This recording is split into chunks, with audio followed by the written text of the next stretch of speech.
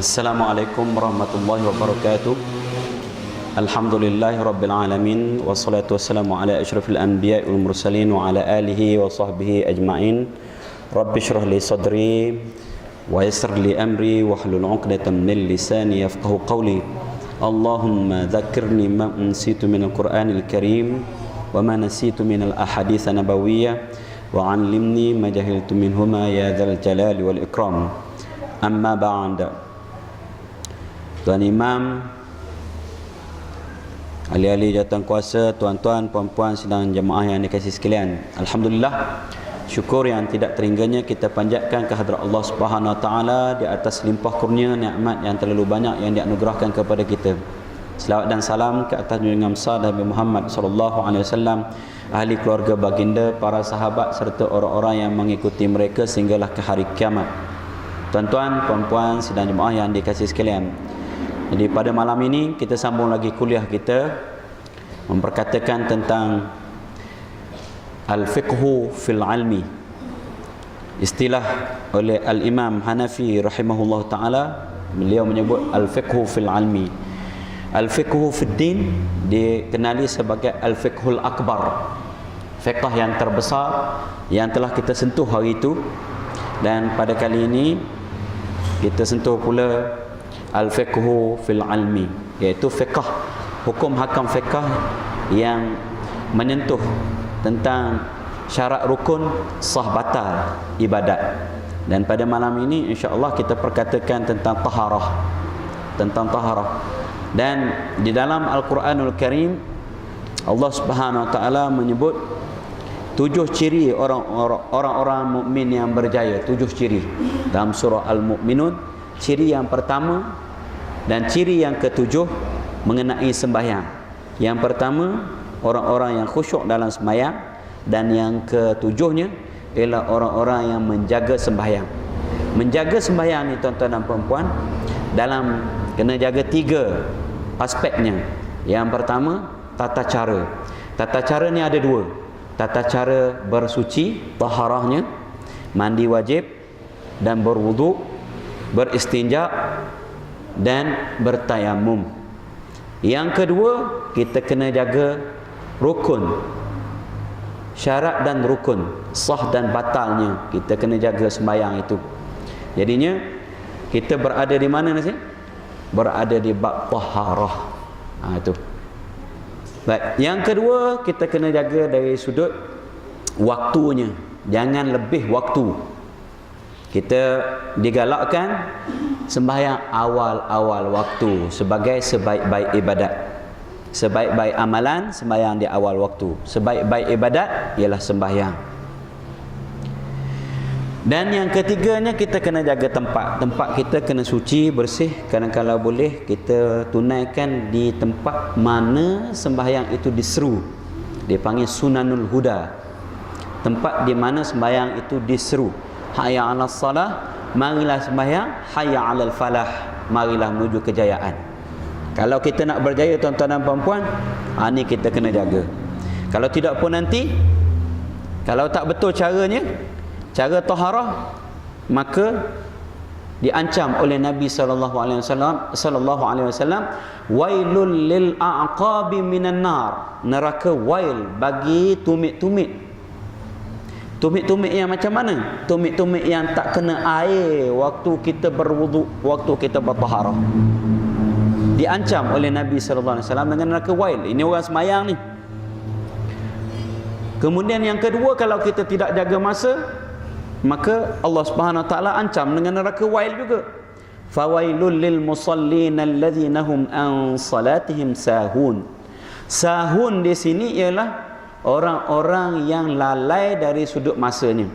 Tafsiran Sa'ad bin Abi Waqqas apabila mentafsirkan apa makna lalai di sini ialah dia sembahyang tapi di luar waktu. Sembahyang zuhurnya dalam waktu asar. Maka diancam oleh Allah Subhanahu Wa Taala dengan apa? Fawailul lil musallin alladzina hum an salatihim sahun. Neraka wail ni tuan-tuan dan puan-puan ialah sebuah wadi di dalam neraka yang kepanasannya kalau kita campakkan bukit gunung ganang di dunia ini, nescaya dia akan cair. Gunung ganang tu akan cair. Itu tuan-tuan dan puan-puan. Jadi sebab itu pentingnya ilmu ini. Pentingnya ilmu ini. Taharah, tempat.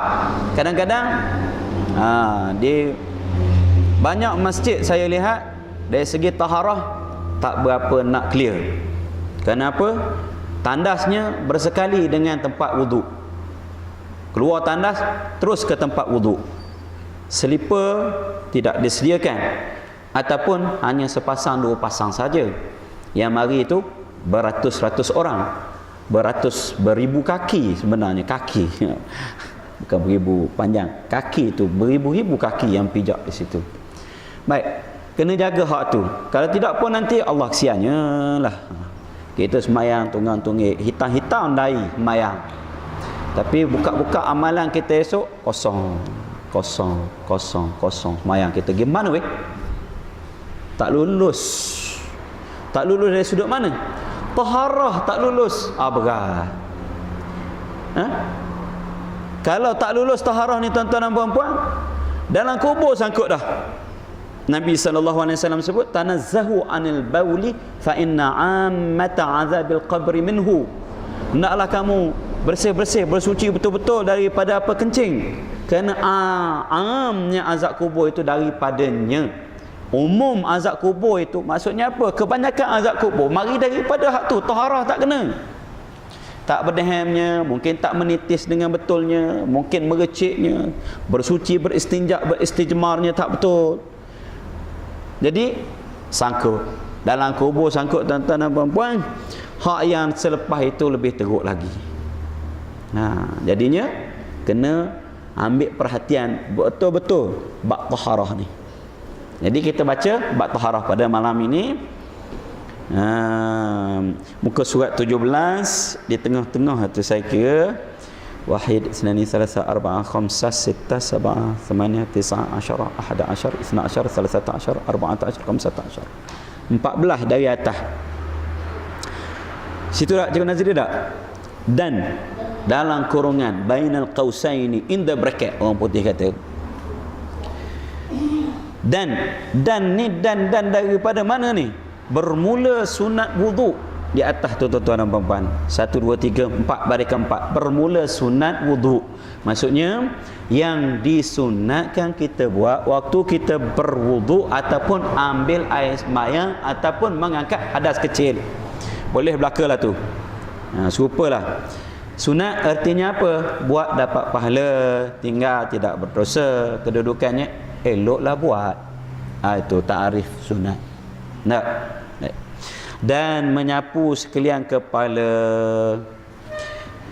Adapun menyapu satu suku, maksudnya satu juzuk sebahagian daripada kepalanya, maka wajib ia. Seperti barang yang terdahulu sebutnya. Barang yang terdahulu sebutnya kita sebut dalam bab rukun wuduk, kita sebut menyapu kepala, menyapu. Garis perkataan menyapu tu maksudnya ambil perhatian di situ. Kenapa? Kita tengok di masjid dia surau bila ambil air sembahyang dia basuh. Patutlah basuh baju dia. Basuh baju, kain, basuh bening. Ini kalau duduk negeri sejuk ke, negara sejuk, jenuh. Luka kulit kita macam dia toreh dengan razor blade tu. Sewaktu saya di Karachi dulu, macam dia toreh, kita tak pakai minyak, tak pakai apa, tak pakai krim, macam dia toreh dengan razor blade tu, dia mekah, sejuk. Baik, sapu kepala sebahagiannya, sekurang-kurangnya berapa helai rambut? Sehelai rambut pun memadai dah. Sehelai rambut memadai dah. Tapi rambut yang di bahagian kepala, kalau kita sapu rambut panjang kita sampai ke pinggang, tak jadi Rambut panjang kita di bahu, kita sapu bahagian bahu ni, tak jadi. Itu bukan nama sapu kepala, itu sapu rambut. Sapu sebahagian wajib tak? Rukun. Wamsahu biru'usikum. Dalam ayat dia sebut begitu. Baik. Ni sapu sekalian. Sekalian ke sekalian? Sekalian. Menyapu sekalian sebenarnya. Sekalian kepala. Baik. Dapat pahala sunat tak? Dan jika tiada berkehendak meninggal barang yang di atas kepalanya daripada serban atau kopiah dan umpamanya topi dan sebagainya, menyempurna ia dengan menyapu atasnya, atas serban kopiah ataupun topi ataupun tutup kepala tadi. Dia tak nak buka. Sebab itu sebahagian ulama mengatakan hak ni kes kalau susah nak buka. Susah nak buka. Buka-buka kena pasang lah, kena itu dan sebagainya. Susah nak buka, maka buka sikit bahagian kepala, sapu bahagian yang sekurang-kurangnya, yang minimum. Kemudian kita sapulah serban kita tu. Angkatlah sikit bagi nampak rambut tu. Sapu bahagian ni dan bawalah ke serban kita. Boleh, tak ada masalah. Tapi sebagian ulama kata hak susah nak buka lah, hak mudah nak buka macam serban lembek kita ni banding buka lah rak piah lembek kita ke saya nak buka piah sejuk barangkali, sejuk pala botak pula salahnya. Tak. Sapu ke piah, habis bintik piah naik tak lalat. Sini petik sawa ke apa bening? Petik sawa. Sapu lah, tak apa kalau nak sapu. Kalau tak mau buka, kalau buka itu seeloknya kita buka, letak tangan sini, ambil air, basuhkan gitu. Ada orang tak ada, buang air tu. Tak sini. Kalau rambut panjang, sekali lagi. Kalau rambut pendek macam saya ni, mungkin sekali je. Rambut botak ke? Sekali. Walaupun kepala licin botak, sunat menyapu ke semua bahagian kepala. Tak. Sunat-sunat ni apa hukumnya? Sunat dapat pahala. Barangkali kita kadang-kadang ambil enteng hak yang sunat ni. Tak, saya pun begitu juga. Kadang-kadang nak cepat semua. Tak, ceh gini je. Tak. Tapi kadang-kadang kita tak perasan hak tu nantilah mungkin nilai pahalanya tinggi di situ kerana keikhlasannya ada. Hak yang kita buat, hak nampak hak kasar-kasar ni kadang-kadang mari riak, mari unjuk, mari semah, mari macam-macam. Hak sunat-sunat yang kita buat simple-simple tu kita tak terasa kita buat sebenarnya itu apa? Taqarrub pada Allah Subhanahu Wa Taala. Mungkin hak tu besar pahala. Kenapa? Pahala ikhlas tu ada tak? Dan menyapu sekalian dua telinga zahirnya, ya, dan batinnya dengan air yang lain daripada air sapu kepala. Baik, menyapu telinga, hak ni pun satu. Tuan-tuan garis sapu tu. Kenapa? Ramai hak basuh. Yang ambil air letak gini. Lepas tu mulalah gedegung bunyi. Air masuk dalam telinga. Dia sapu, dia basuh, ya. Bukan basuh, sapu. Baik. Dia kata dengan air yang bukan air basuh ataupun air sapu kepala. Bukan air lain, ambil air lain. Jangan lepas tu hak tu pakai lalu. Ada air lain. Ya. Baik. Dia kata zahir dan batinnya. Zahir ni zahir hak luar, batinnya hak dalam ni lah. Bukan hak sampai dalam sampai ke gendang tu. Tak. Itu batinul batin. Waktu batin hak sebenar-benarnya. Okey. Dan yang sempurna sunat pada kaifiat menyapu keduanya, hak yang sempurna. Cara menyapu ini yang sempurna. Dia nak tunjuk hak sempurna ni. Nanti kita tengok macam mana cara dia. Betul ke hak yang kita buat ni hak sempurna? Bahawa memasukkan kepala dua telunjuknya, ni kepala dua telunjuk. Ni, dua-dua sekali ya. Ni. Di dalam dua lubang telinganya, dua lubang telinga. Masuk. Dan diedarkan keduanya atas segala lipatan telinganya. Lipatan telinga ni, alur-alur telinga ni. Alur-alur telinga ni kan. Diedarkan, gerak. Naik ikut alur dia. Pusing. Okey. Dan dilalukan dua ibu tangannya. Ni ibu tangan. Ibu jari tangan ni. Atas belakang dua telinganya belakang ni. Okey, lalu tolak naik ke atas. Okey. Ya. Kemudian dilekatkan dua tapak tangannya. Lekat. Pada hal basah keduanya dengan dua telinganya. Tapak tangan tadi basah, tekuk. Okey. Mari kita buat. Dua jari telunjuk, kepalanya dimasukkan ke dalam telinga. Lepas itu kita tolakkan dulu. Tolakkan jari itu ikut alur telinga sampai ke atas. Dan letakkan dua ibu jari di belakang telinga, di bawah. Tolak naik ke atas. Tekuk. Selesai. Jangan lepas gini. Baru tekuk. Masuk semula. Tolak, pusing. Tolak, tekuk. Masuk, pusing, tolak, tekuk. Itu cara dia. Semua kena. Bahagian telinga tu semua kena. Bersih. Dari segi fizikalnya pun bersih. Baik. Itu cara sapu telinga. Buat serentak ya, buat serentak. Tak payah dahulukan yang kanan. Tak payah dahulukan yang kanan, kerana yang ini dia kata mudah untuk buat serentak. Kita basuh pergelangan tangan, buat serentak. Kita sapu telinga, kita buat serentak. Basuh dua pipi, dia kata dua pipi ni buat serentak ya. Mudah. Yang lain-lain tu kita buat dahulukan yang kanan tak? Ni buat serentak.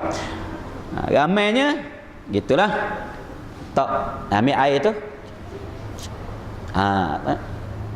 Gitu je. Style. ada gitu ada. Baik.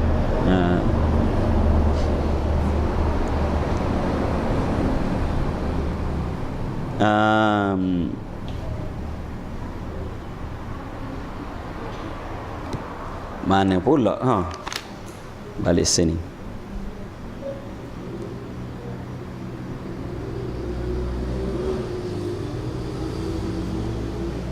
Dan menyelat-nyelati janggut lelaki yang lebat.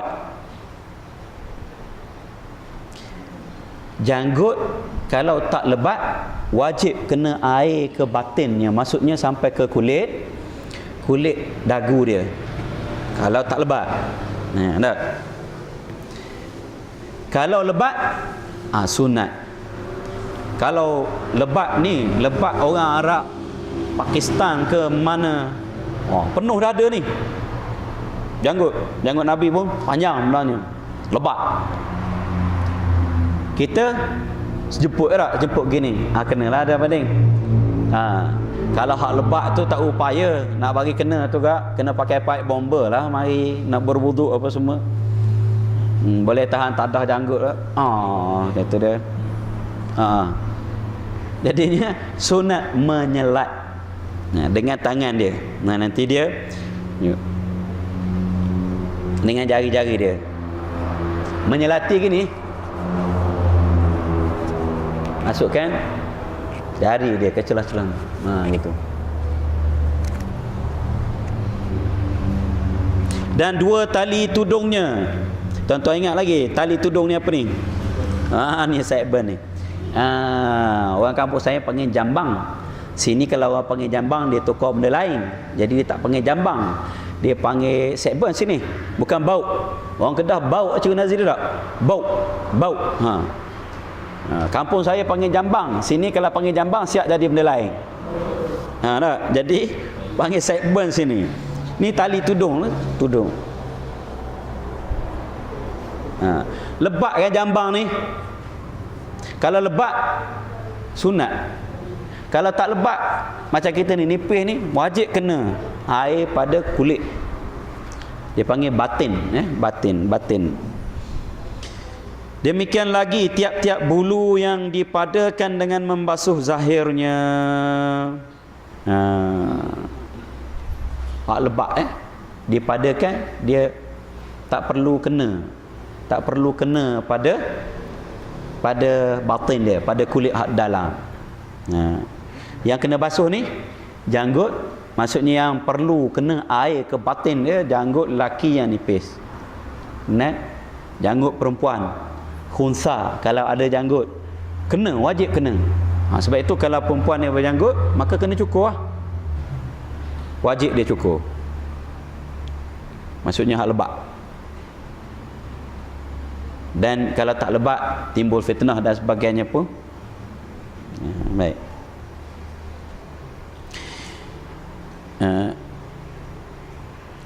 Dan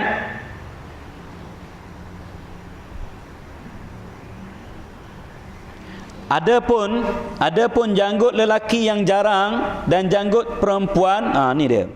Dan khunsa, maka dipadakan dengan maka wajib diselati akan keduanya.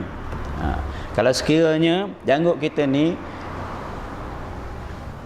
sejemput, jarang-jarang, tak lebat, wajib ya. Ataupun perempuan, janggut perempuan khunsa pun wajib kena masukkan jari ke celah-celah bulu-bulu janggut itu supaya apa? Supaya kena air ke dagu. Dan kaifiatnya, cara nak menyelati ni, bahawa memasukkan segala anak jarinya di bawah janggutnya. Masuk gini. Anak jari, ni anak jari. Jari-jari ni dia panggil anak jari. Masuk.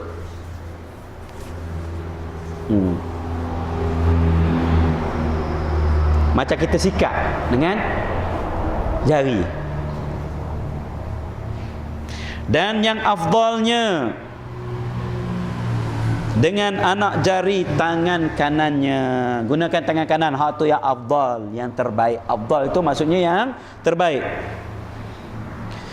Dan menyelati segala anak jari, dua tangan dan dua kaki jika sampai air kepadanya dengan ketiadaan menyelati.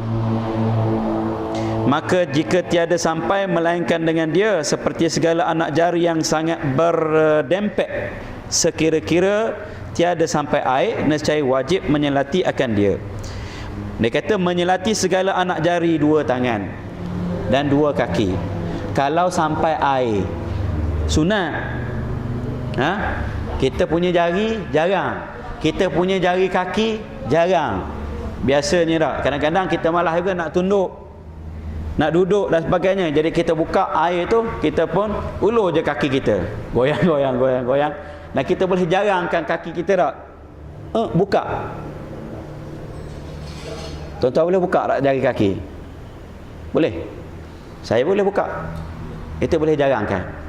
InsyaAllah kena. Ini sunat. Kita gosok-gosokkan di celah-celah jari.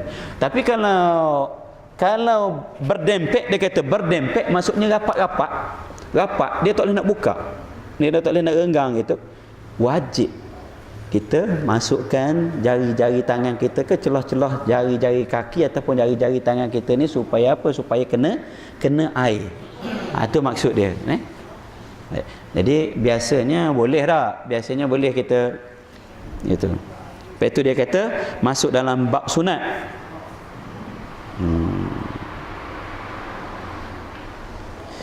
Baik.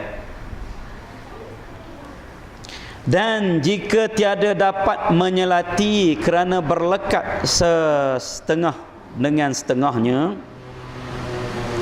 tak boleh nak buat melekat. Macam jari itik ni, jari itik melekat. Baik. maka haram diceraikan dia kerana diselati akan dia. Kita nak buat juga, nak masukkan jari-jari tangan kita ke celah-celah jari kaki, jari tangan, sedangkan jari tangan kita tu melekat.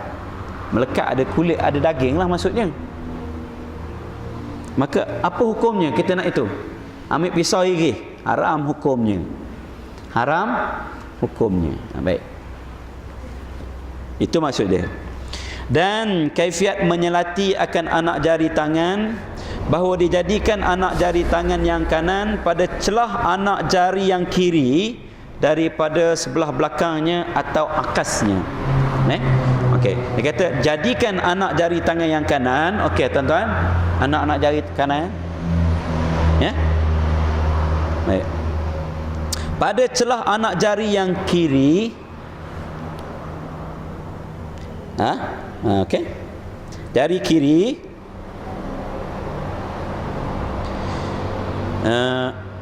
sebelah belakangnya. Ini sebelah belakang. Atau akasnya. Akas ni lawan daripada belakang. Apa dia? Depan. Ni. Okey. Itu cara menyelati celah-celah jari tangan. Okey, sama ada daripada belakang ni ataupun dari depan. Okey.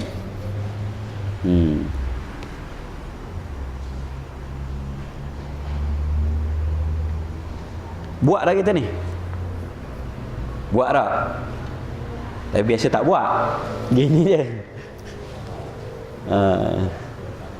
Dia tengok-tengok dia tu kata. Sunat kalau buat.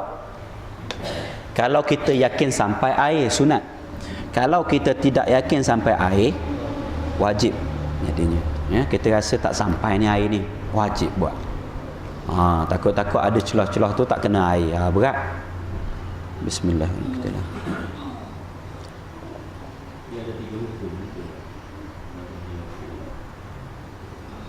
Benar? Gimana?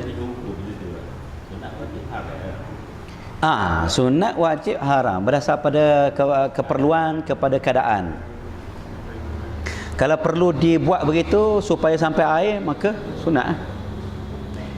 Begitu juga jam kita ataupun tangan, cincin. Kalau kita rasa tak sampai air, wajib kita buka. Baik, tu masuk menyelati juga. Baik.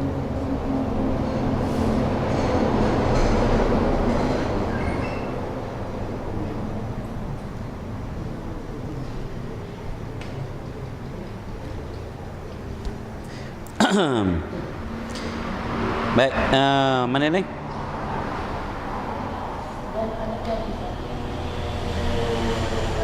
Dan dia kena ini tak? Dan anak jari situ. Kena pakai pembaris ni, bawa pembaris. Hilang dia punya ni. Dan anak jari dua kaki, anak-anak jari-jari kaki kita, itulah maksudnya. Dengan bahawa dimulai dengan kelingking tangan kiri daripada bawah kakinya. Baik. Ni kelingking tangan kiri. Mula dengan kelingking kaki kanan, bawah kaki. Memulai dengan kelingking kaki kanan, kaki yang kanan, disudahi dengan kelingking kakinya yang kiri. Jadi kena duduklah kalau ambil sembahyang ni. Kita mula dengan kelingking kaki kanan, berakhir dengan kelingking kaki kiri. Gunakan kelingking tangan kiri. Itu hak sebenar. Baik. Dan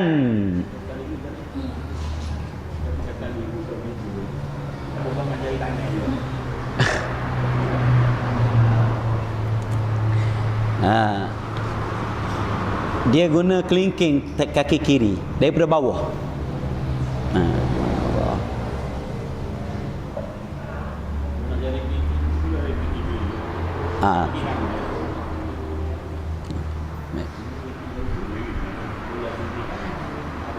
Baik. Dan makruh mendahulukan yang kiri atas yang kanan. Atas kanan tak ada yang tu. Makruh mendahulukan yang kiri atas kanan. Maksudnya kita dahulu yang kiri. Kerana Nabi SAW yuhibbut tayamun. Tayamun ni itu Rasulullah SAW akan dahulukan yang belah kanan. Ya. Sikat rambut pun Nabi SAW dahulukan belah kanan dulu. Bersugi pun belah kanan dulu, ya. Kecuali apa dahulukan belah kiri dulu? Tangan kasut.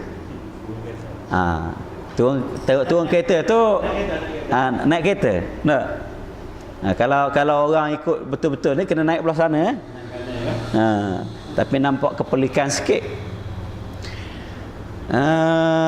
Yang dahulu belah kirinya tangan kasut. Tangan kasut kita dahulukan yang kiri.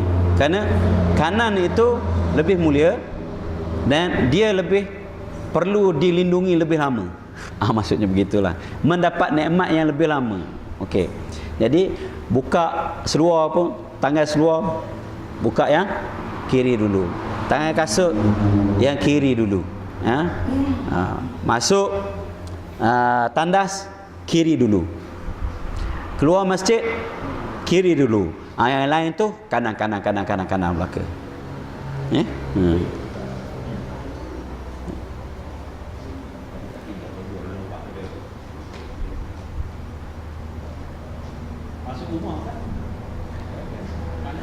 Masuk rumah kanan dulu. Keluar rumah dia sekarang ni tengok mana yang lebih mulia. Dia tak ada riwayat yang rumah ni masuk kanan keluar kiri. Artinya masuk kanan keluar kanan pun tidak jadi masalah. Pasal dia tidak ada waridnya mari masuk kanan kiri dulu. Yang ada ialah masjid dan yang rumah ni kita tak pasti sebenarnya apakah rumah kita lebih mulia ataupun tanah situ yang lebih mulia. Kalau rumah tempat maksiat, tempat tak ingat Allah Subhanahu Wa Taala, mungkin lebih mulia lagi batu-batu di luar tu. Tak. Tapi kalau masjid sah mulia. Ya? Kalau tandas bilik air sah, hak di luar lebih mulia. Baik.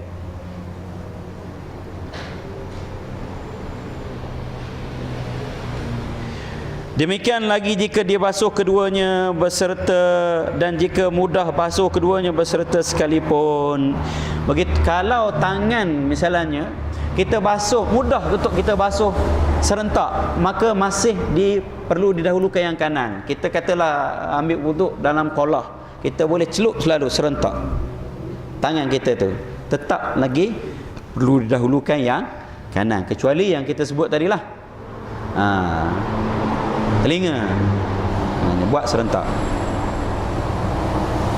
Wallahu a'lam bissawab. Insya-Allah kita sambung lagi pada masa-masa yang akan datang. Wabillahi taufiq wal hidayah. Wassalamualaikum warahmatullahi wabarakatuh.